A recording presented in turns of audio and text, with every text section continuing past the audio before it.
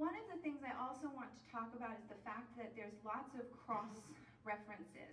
The why. Like, we oftentimes will start on a platform like Instagram, and so I might discover something here on Instagram, but then I usually go Google it, because remember, within Instagram, for those of you who are learning about Instagram, is posts in Instagram do not have links.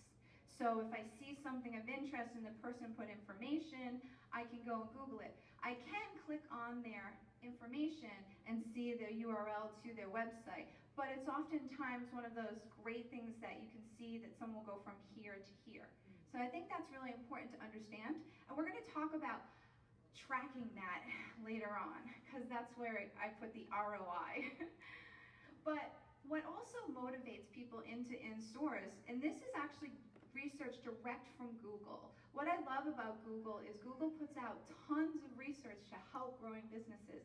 And you can see here that shoppers would find information by Googling. 74% of them, when they Google something, are looking to find out if items are in your store.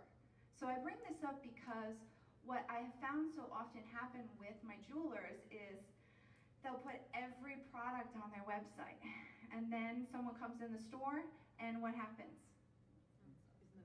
It's not available. So now what's happened? The consumer's a little frustrated. Exactly.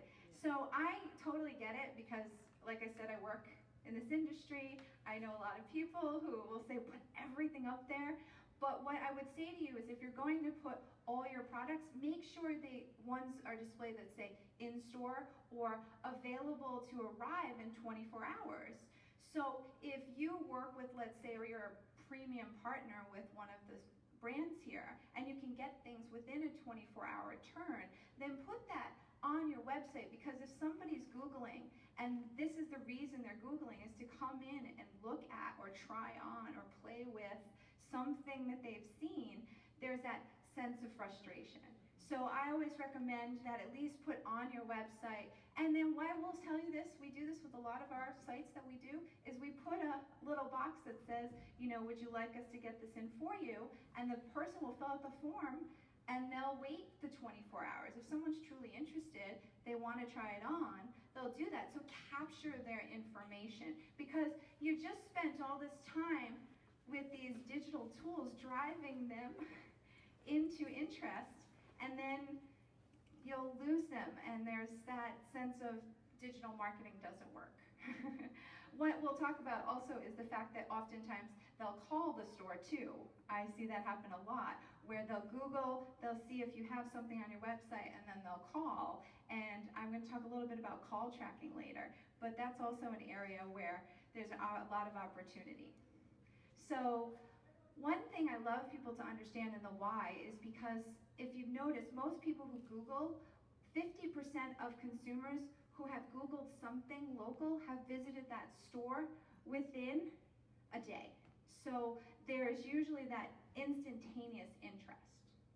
And that's really helpful information. And if you guys see down here at the bottom, it's thinkwithgoogle.com if you would like to get some more on that study. There's lots of really great information Google has released.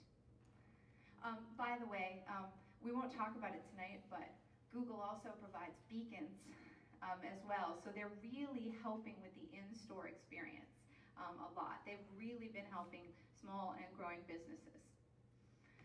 This is a little bit of information, because I don't know if you guys have heard this. I hear this a lot. Well, online is sort of killing the in-store purchases.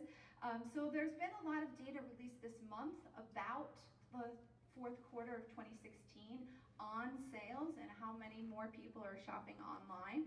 But what you want to pay attention to, especially because of our industry, is what they want to buy online. There's a comfort level to buy certain things online, and jewelry right now is at a tipping point. There's becoming more and more people are getting comfortable with buying jewelry online, but not everything. So some people may not buy a 3-carat diamond online, but they'll spend $1,500 to $2,500 buying a watch that they're comfortable with, or a Roberto coin piece that they saw somewhere. So it depends on what you're talking about, but like I said, you've got a generation that's growing up in this digital, and trust for them is much easier than it is for someone who's a baby boomer. Even a Gen Xer may not feel as comfortable buying a diamond online, but there is a tipping point. So you guys need to start paying attention to this.